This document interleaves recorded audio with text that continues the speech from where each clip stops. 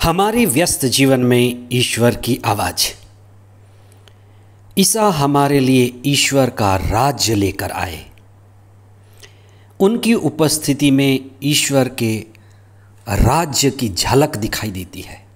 उनकी दृष्टि समग्र दृष्टि थी।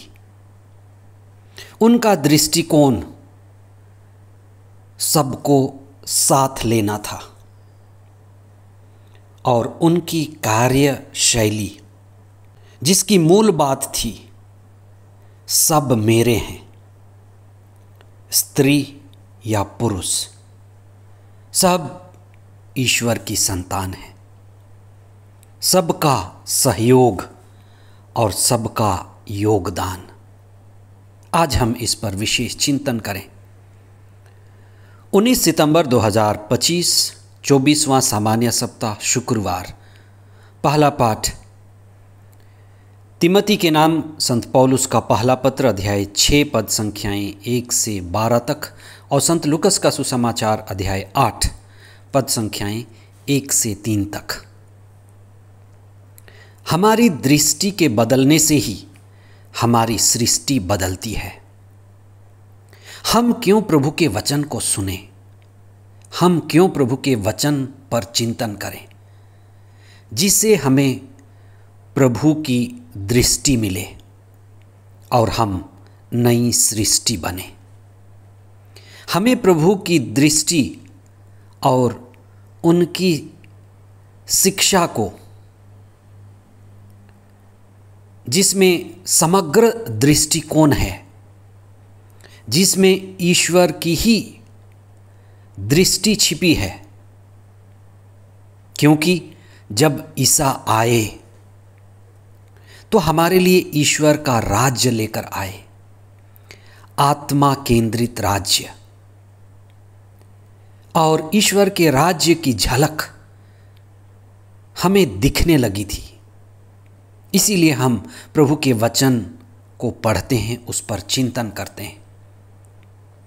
ईश्वर के राज्य की झलक जहां स्त्री और पुरुष में भेद नहीं है, सबकी बराबरी, सबकी भागीदारी और हिस्सेदारी की झलक। आज के सुसमाचार में महिला सेविकाओं का बड़ा योगदान, सराहनीय कार्य और ईसा का क्रांतिकारी कदम कि किस तरह से हर व्यक्ति को महत्व मिले, बढ़ावा मिले, जिसकी झलक आज हमें देखने को मिलती है। कोई भी बड़ा और महत्वपूर्ण कार्य सब मजबूत और समग्र नेटवर्क से होता है।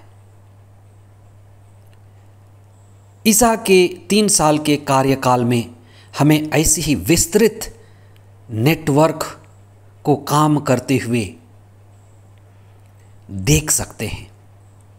आइए आज हम ईसा के कार्य शैली पर चिंतन करें। संत लूकस द्वारा रचित सुसमाचार महिलाओं को बड़ा महत्वपूर्ण स्थान देता है। अध्याय 8 पद संख्याएं 1 से 3, जहां हम ईसा के उदारवादी और सबको साथ लेकर चलने वाले क्रांतिकारी आध्यात्मिक सद्गुरु और अगुवे की झलक देखते हैं। ईसा की कार्यशैली अद्भुत थी। उस समय में जहां यहूदी समुदाय पुरुष प्रधान समुदाय था, आज के पाठों के द्वारा हम इस बात पर चिंतन करें कि वे किस तरह के क्रांतिकारी सद्गुरु थे। पर्दे के पीछे कई सारे लोग कार्य करते थे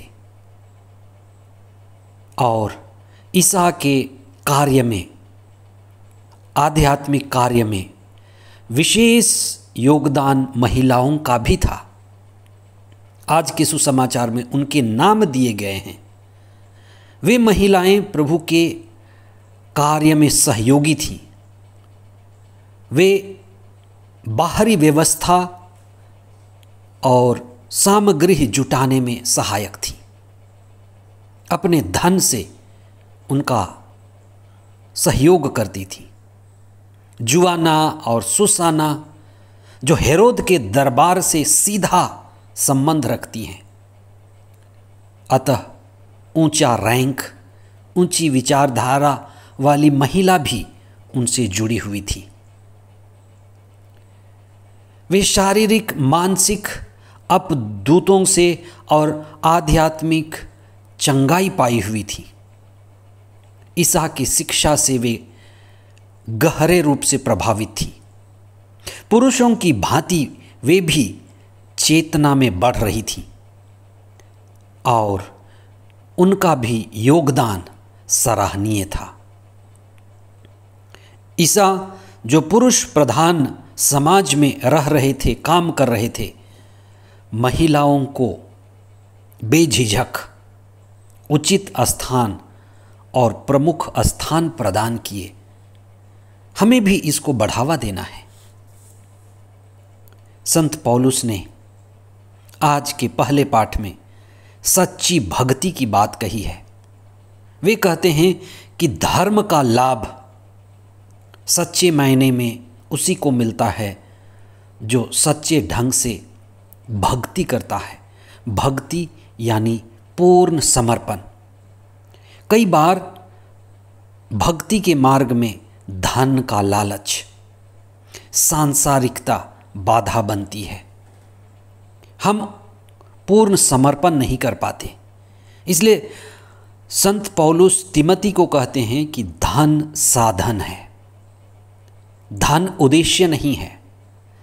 धन हमें मिला हुआ है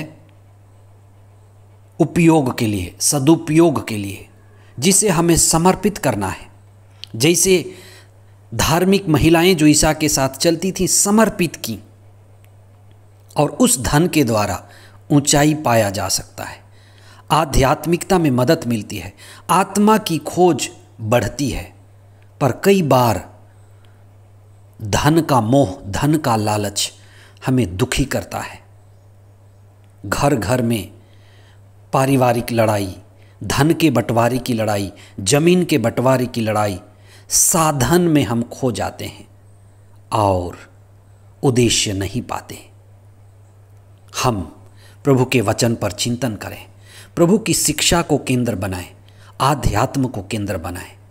धर्म का केंद्र आध्यात्म है।